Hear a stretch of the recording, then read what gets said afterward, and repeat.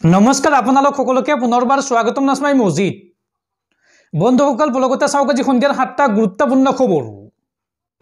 प्रथमটো खबर पुनर संघटित होइसे आन एक विश्वकपै जोৱা भयंकर विमान दुर्घटना। এইবাৰ বিমান আৰু হেলিকপ্টাৰৰ মাজত মুখামুখি সংঘৰ্ষত সংঘটিত হৈছে এই ভয়ংকৰ দুৰ্ঘটনা আৰু যাত্ৰীবাহী বিমানখনত আছিল মুঠ 64 গৰাকী যাত্ৰী। আটাইকেইজনৰ মৃত্যু হোৱাৰ আশংকা প্ৰকাশ কৰা হৈছে। এই পৰ্যন্ত 18 জনকৈ লোকৰ মৃতদেহ উদ্ধাৰ কৰিছে উদ্ধাৰকাৰী দলে। আমেৰিকাত সংঘটিত হৈছে এই ভয়ংকৰ বিমান দুৰ্ঘটনা। বিমান আৰু হেলিকপ্টাৰৰ মাজত হোৱা সংঘৰ্ষত বৰ্তমানলৈকে 18 জনকৈ লোকৰ মৃতদেহ উদ্ধাৰ কৰা হৈছে। বিমানত থকা আটাইকেইজন যাত্ৰীৰে মৃত্যু হোৱাৰ আশংকা প্ৰকাশ কৰা হৈছে। উদ্ধাৰকাৰী দলে এই পৰ্যন্ত উদ্ধাৰ কৰিছে 18টাকৈ মৃতৰ দেহ। যাত্ৰীবাহী বিমান আৰু হেলিকপ্টাৰৰ মাজত সংঘটিত হৈছিল ভয়ংকৰ সংঘৰ্ষ। অৱতৰণৰ সময়তে হেলিকপ্টাৰৰ সৈতে সংঘৰ্ষ যাত্ৰীবাহী বিমানখনৰ আৰু এই সংঘৰ্ষৰ পিছতে নৈত পৰিছিল যাত্ৰীবাহী বিমানখন। খুন্দা খোৱাৰ পিছতে জ্বলি উঠিছিল বিমানখন। আমেৰিকাৰ ৱাশ্বিংটন ডিচিৰ ৰিগান এয়াৰপৰ্টত সংঘটিত হৈছে এই ভয়ংকৰ দুৰ্ঘটনা। পৰৱৰ্তী খবৰ প্ৰয়াগৰাজৰ মহাকুম্ভ মেলাত পদপিষ্ট হৈ 40 জনকৈ লোকৰ কৰুণ মৃত্যু আৰু মহাকুম্ভত পদপিষ্ট হৈ মৃত্যুক আঁকোৱালি লোৱা মৃতকৰ পৰিয়ালক 25 লাখকৈ টকাৰ আৰ্থিক সাহায্য প্ৰদান কৰিব উত্তৰ প্ৰদেশ চৰকাৰে। এই ঘোষণা উত্তৰ প্ৰদেশৰ মুখ্যমন্ত্ৰী যোগী আদিত্যনাথৰ। পৰৱৰ্তী খবৰ শীতৰ মাজতে ৰাজ্যত প্ৰচণ্ড বৰষুণৰ আগজাননী বতৰ বিজ্ঞান কেন্দ্ৰৰ। ৰাজ্যৰ 9খন জিলাত হ'ব পাৰে প্ৰচণ্ড বৰষুণ আৰু বজ্ৰপাত। অহা 2 ফেব্ৰুৱাৰীলৈকে ৰাজ্যত অব্যাহত থাকিব প্ৰচণ্ড শীত। এই আগজাননী বতৰ বিজ্ঞান কেন্দ্ৰৰ। শীতৰ মাজতে ৰাজ্যত প্ৰচণ্ড বৰষুণৰ আগজাননী। ৰাজ্যৰ 9খন জিলাত হ'ব পাৰে বৰষুণ আৰু বজ্ৰপাত। অহা 2 ফেব্ৰুৱাৰীলৈকে জাৰি কৰা হৈছে বৰষুণৰ সম্ভাৱনা। অসমৰ কোন কোন জিলাত হ'ব পাৰে বৰষুণ, কোন কোন জিলাক লৈ বতৰ বিজ্ঞান কেন্দ্ৰই এলাৰ্ট জাৰি কৰিছে চাওঁ আহক। ধেমাজি, ডিব্ৰুগড়, মাজুলী, তিনিচুকীয়াত বৰষুণৰ সম্ভাৱনা আছে। লগতে যোৰহাট, শিৱসাগৰ, চৰাইদেউতো বৰষুণৰ সম্ভাৱনা আছে আৰু হাইলাকান্দি আৰু শ্ৰীভূমি জিলাতো হ'ব পাৰে বৰষুণ। এই আগজাননী বতৰ বিজ্ঞান কেন্দ্ৰৰ।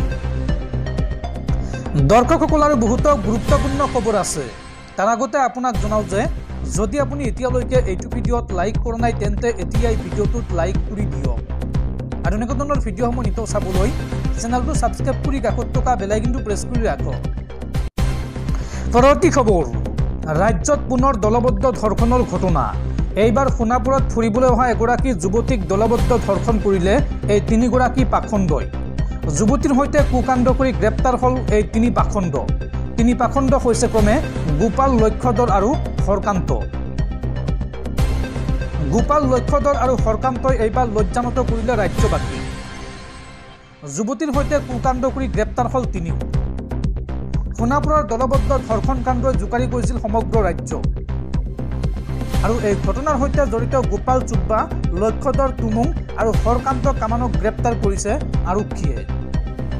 25 জানুৱাৰীৰ নিশা সংঘটিত হৈছিল এই জঘন্য কাণ্ড আৰু এই কাণ্ডই জোকাৰি গৈছিল সমগ্ৰ ৰাজ্য। উল্লেখযোগ্য যে সোণাপুৰলৈ ফুৰিবলৈ আহিছিল এগৰাকী যুৱতী আৰু ফুৰিবলৈ আহিয়েই এই জঘন্য কাণ্ডৰ বলি হৈছিল যুৱতীগৰাকী আৰু অৱশেষত যুৱতীগৰাকীৰ অভিযোগৰ ভিত্তিত গ্ৰেপ্তাৰ কৰা হৈছে এই 3 পাখণ্ডক। পৰৱৰ্তী খবৰ চৰৰ মানুহে কাম নকৰিলে অৱনমিত হ'ব অসমৰ অৰ্থনীতি। তথাপিও কিয় চৰৰ মানুহক মাটিৰ পট্টা নিদিয়ে চৰকাৰে আৰু এইবাৰ ৰাজপথলৈ ওলাই আহি চৰৰ মানুহে সাব্যস্ত কৰিব প্ৰতিবাদ। মুখ্যমন্ত্ৰীক এই হুংকাৰ, সৌদ অসম সংখ্যালঘু ছাত্ৰ সন্থা চমুকৈ আমচুৰ। চৰৰ মানুহে কাম নকৰিলে অৱনমিত হ'ব অসমৰ অৰ্থনীতি। চৰৰ মানুহক মাটিৰ পট্টা দিবই লাগিব এইখন চৰকাৰে। আলী আহমেদ হোৱাৰ বাবে চৰৰ মানুহে মাটিৰ পট্টা নাপায় নেকি? চৰৰ মানুহে শাক পাচলি উৎপাদন কৰা, শ্ৰম কৰাটোৱেই অপৰাধ নেকি? প্ৰয়োজনত ৰাজপথলৈ ওলাই আহি চৰৰ মানুহে সাব্যস্ত কৰিব প্ৰতিবাদ। মুখ্যমন্ত্ৰী হিমন্ত বিশ্ব শৰ্মাক এই হুংকাৰ আমচুৰ। আমচুৰ সভাপতি ৰেজাউল কৰিম সৰকাৰে লগতে কয় যে এদিন অসমৰ একোখন জিলাৰ DCSPৰ দায়িত্বত থাকিব অসমৰ চৰৰ মুছলমানসকল। শ্ৰমিকৰ সলনি অফিচাৰ পঠাব মুছলমান সমাজে। এই মন্তব্য আমছুৰ সভাপতি ৰেজাউল কৰিম চৰকাৰৰ। পৰৱৰ্তী খবৰ, এটেনশ্যন ৰাজ্যৰ শিক্ষামন্ত্ৰী ৰণোজ পেগু ডাঙৰীয়া, কি চলিছে আপোনাৰ বিভাগত? গুণোৎসৱৰ সময়তে এইবাৰ পোহৰলৈ আহিছে অসমৰ শিক্ষা ব্যৱস্থাৰ এক দুখ লগা ছবি, যিটো ছবি দেখিলে আপোনাৰো চকু কপালত উঠিব। শেহতীয়াকৈ এটা সংস্থাই প্ৰকাশ কৰিছে এই বিশেষ প্ৰতিবেদন। চাওঁ আহক এই সন্দৰ্ভত সবিশেষ। প্ৰথম নামৰ এক সংস্থাৰ প্ৰতিবেদন অনুসৰি বৰ্তমান 1ৰ পৰা 9লৈকে সংখ্যাই চিনি নাপায় অসমৰ একাংশ বিদ্যালয়ৰ পঞ্চম শ্ৰেণীৰ 12.6% ছাত্ৰ ছাত্ৰীয়ে। অৰ্থাৎ 1ৰ পৰা 9লৈকে সংখ্যা চিনি নাপায় অসমৰ বিদ্যালয়ৰ পঞ্চম শ্ৰেণীৰ 12.5% শিক্ষাৰ্থীয়ে। আৰু 11ৰ পৰা 99লৈকে সংখ্যা চিনি নাপায় পঞ্চম শ্ৰেণীৰ 34.2% শিক্ষাৰ্থীয়ে। আৰু অষ্টম শ্ৰেণীৰ 24.2%হে জানে পাঠ্যক্ৰমৰ হৰণ অংক। পঞ্চম শ্ৰেণীৰ 12%হে জানে পাঠ্যক্ৰমৰ হৰণ অংক। আৰু পঞ্চম শ্ৰেণীৰ 34%ই নাজানে বিয়োগ অংক। আৰু লগতে পঞ্চম শ্ৰেণীৰ 32.3%ই নাজানে বিয়োগ অংক। প্ৰথম নামৰ এটা সংস্থাৰ বিশেষ প্ৰতিবেদনত প্ৰকাশ পাইছে এই চাঞ্চল্যকৰ তথ্য। কিদৰে চলিছে অসমৰ একাংশ বিদ্যালয়। পৰৱৰ্তী খবৰ, গুৱাহাটীৰ পদপথৰ ব্যৱসায়ীসকল সাৱধান। এফালৰ পৰা উচ্ছেদ চলোৱা হ'ব পদপথৰ সকলো দোকানৰ। নিশাও চলিল প্ৰশাসনৰ অভিযান। পদপথৰ দোকানীসকল সাৱধান। প্ৰশাসনে নিশাও চলাইছে উচ্ছেদ অভিযান। গুৱাহাটী মহানগৰীত পৌৰ নিগমে চলাইছে উচ্ছেদ অভিযান।